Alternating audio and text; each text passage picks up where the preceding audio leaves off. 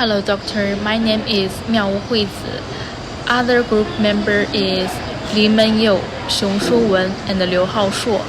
The topic of our group's reflection is the legal analysis of the infringement of music works on short video platforms. These are our contents. The first part is combining the legal principles of the course. The second part is infringement case meaning and analysis. The third part is platform complaints and solutions. The last part is comprehensive impact and cross-dimensional summary. Hello everyone. The part 1 is course legal principle. Regarding relevant legal principle, first, copyright ownership. The creator of musical work enjoys exclusive rights such as reproduction and dissemination according to law, and cannot use it without permission. Second, infringement liability determination. Unauthorized use of music by users constitutes infringement if the platform fails to fulfill its readable view obligations. It may also be held liable. Third, platform compliance obligations. The platform should establish a contact review mechanism, perform reasonable care obligations, prevent the spread of infringing contacts, and comply with safe harbor principle requirements. Relevant laws and theoretical basis. In Malaysia, the problem of music infringement on short video platforms involves three aspects of law. According to the Copyright Act 1997, unauthorized use of music is infringement, and the creator can be held accountable. The Communications and Multimedia Act requires the platform to delete the infringement content, otherwise it may be held liable. The company law requires companies to establish a compliance mechanisms to prevent violation of law and reputation risks.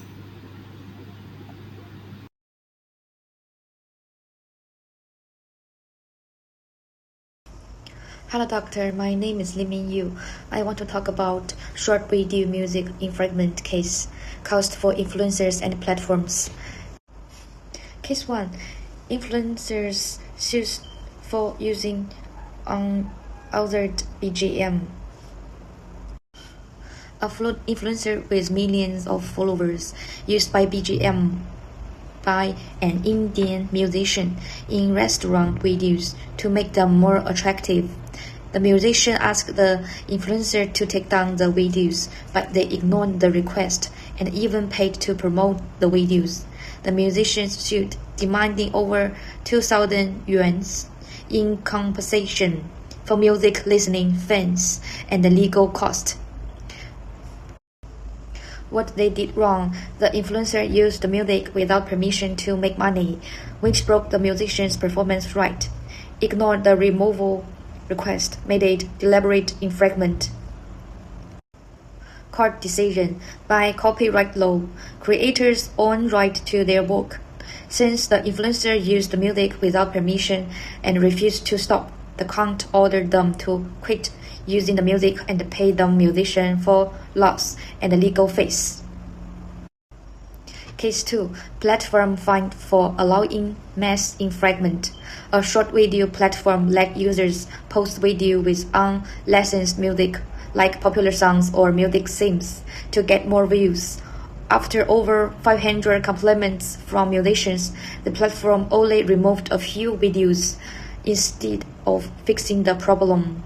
Musicians sued together, and the platform had to pay over 10 million yuan in damage. What the platform did wrong.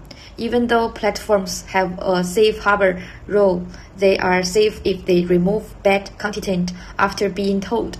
This platform knew about the infringement, but they did nothing, breaking online copyright laws by not following the notice remove rule. Letting so many bad videos stay up means they helped users infringe. Court ruling.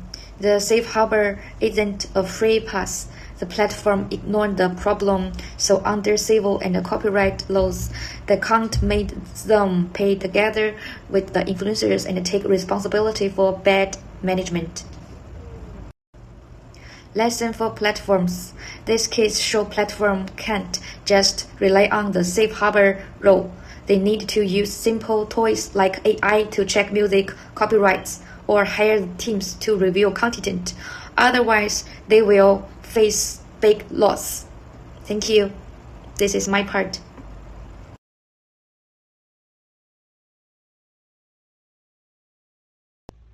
The part 3 is a brief legal analysis on music copyright infringement in short video platforms.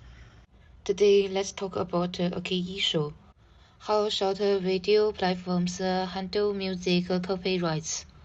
When users use songs without permission, it triggers legal problems in intellectual property law and tort liability.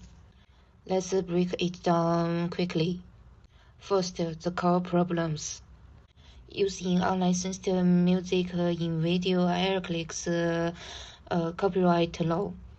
Creators own exclusive rights, and platforms may face contributory infringement if they allow such use without control.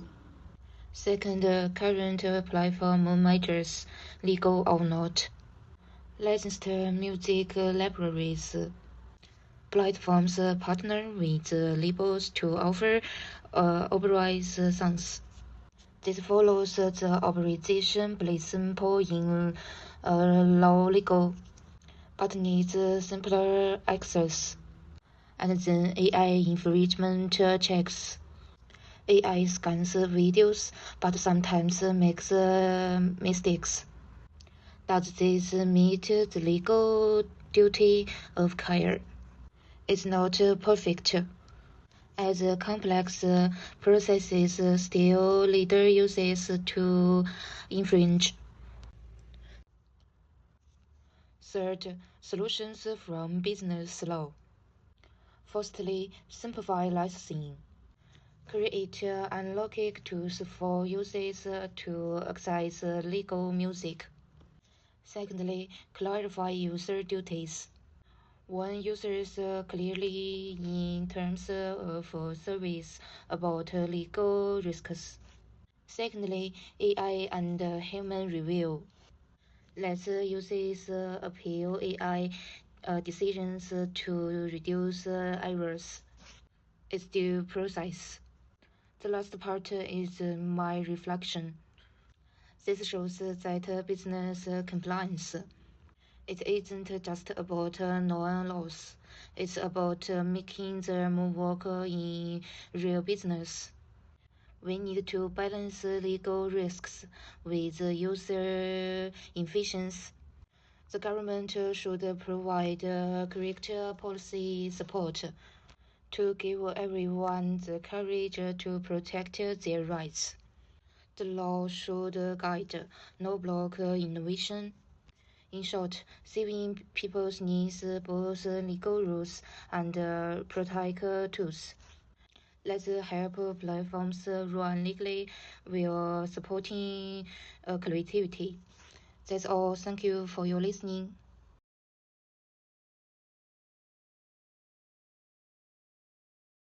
From our research, it seems that the music infringement in short videos is a conflict of rights between individuals on the service, but in essence, it has evolved into a systemic risk in the industry, which is specifically reflected in 4 key subjects. First and foremost, it is the creators whose rights and interests are being deprived without authorization. Not only is the process of protecting their rights and interests time time-consuming and costly, but they often face the dilemma of having no legal resource. This is not a tectonic issue in nature, but a weakening of rights caused by imperfect systems.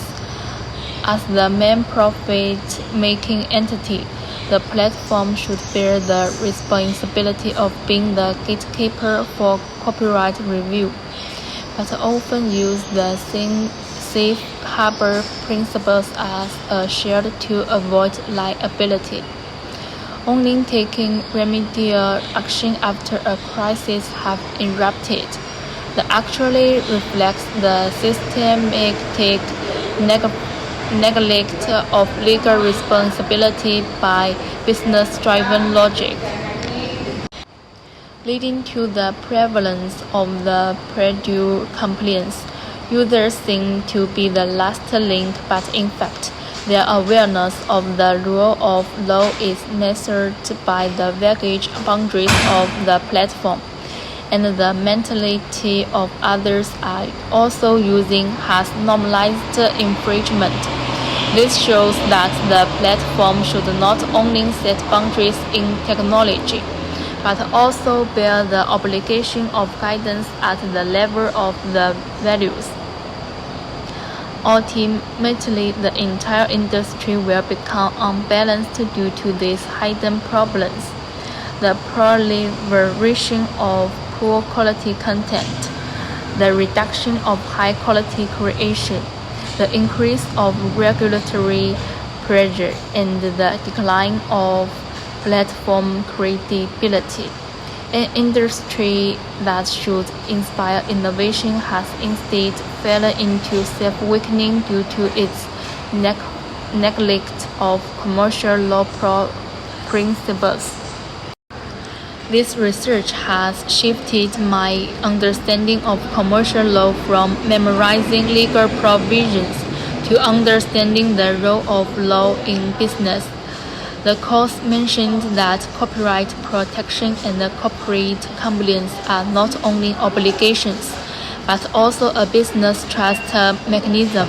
If short video platforms ignore music license, it may seem to save costs, but in essence, it is overdrafting the platform's credibility and sustainable development capabilities.